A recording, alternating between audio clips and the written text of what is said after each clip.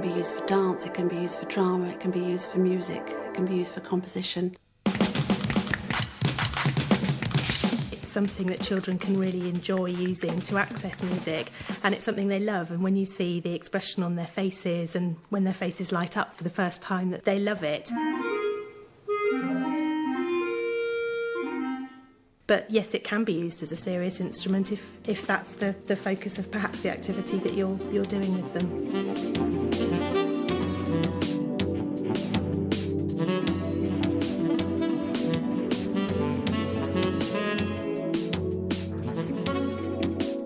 My colleagues within the Bournemouth Symphony Orchestra use the sound beam unit in a very exciting way. They involve participants with perhaps one or two sound beams and play their instruments with the sound beam players. It's a very, very exciting sound that can be created.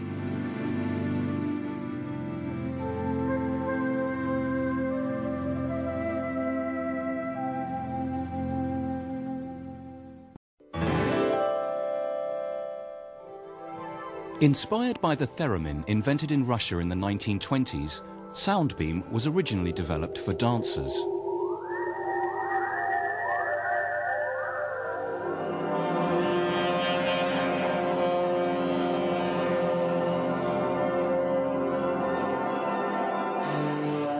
Today, it has a more widely established reputation as an exciting and radical new resource in the arts, in therapy,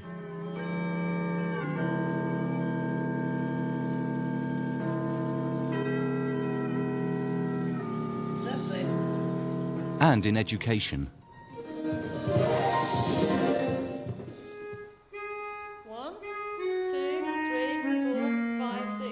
In terms of linking use of sound beam to the national curriculum, there is a lot of potential, particularly where you're linking with literacy and storytelling, poetry and that sort of thing. And we have suggestions of how you could use poems to sequence sounds, how you could use the sounds in sound beam to compose backings or to compose soundscapes to accompany poems and stories. In schools, it might be with adults, in communities. I've even worked in prisons. So sound beam is a really good machine which allows me the opportunity to get people involved in perhaps achieving things musically they wouldn't have achieved before. I wouldn't be able to achieve because they just haven't got the technical prowess on a particular instrument. Sound beam can definitely unlock a child's potential. It gives the child a chance to use every part of their ability to access the world. For some children, they'll be accessing sound in ways they haven't been able to before, and they'll be able to play the harp, for example, with the minimum of movement. And I think the point is it opens music up to children who perhaps might not have had that opportunity or experience before through standard and more conventional instruments. In special education, for example, sound beam is recognised as a key resource in assisting children with disabilities, like Matthew here. Previously very difficult to reach, this is one of his first encounters with sound beam. Some months on, he's made the connection between himself and the sound, and he is now able to communicate, become expressive, and to attain national curriculum targets.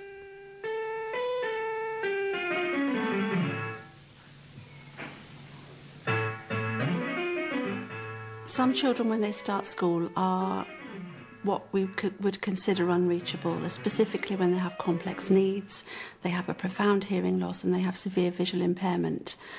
Where sound beam comes in is that it actually allows the child to experiment, really, with a variety of sounds. I can't always use flutes, trumpets and guitars and things like that because people perhaps disabled, they may have learning difficulties, but they may want the accessibility of the sound that that instrument creates. Therefore, sound beams actually gives me that opportunity, that chance to create that sound, and the person that's creating that sound is in control of that sound.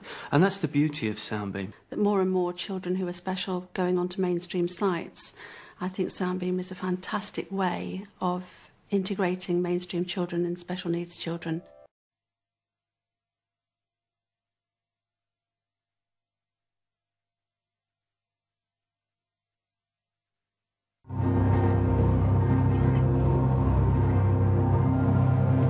They call it a music gym. The people who use the facilities here have profound disabilities or challenging behaviour. Sound and music help to connect with them. But the clever bit is they have to interact with it to make it work. The people moving in here are creating music that's coming up through the seat so that they can feel it. The building blocks of communication are making choices. First is, can the person make a choice, even if it's by saying no, stop, or yes? And so that's what we give them, is loads of things that only work if you move, and therefore you're making a choice to move. The organisers believe the clients who use their gym have the same potential for creativity as anyone else. We just aim to provide an environment in which people can be as active as they're able to be. To see somebody have that realisation that they're the one making music, or triggering music, or changing an image, that's a wonderful moment. And that's the moment they strive to achieve. And they do it without funding, but that's not an issue. What they really need are sponsors to get people to the hall in Hastings and volunteers to help on the day. The only requirement, a sense of fun. Mark Norman, BBC South East Today, Hastings.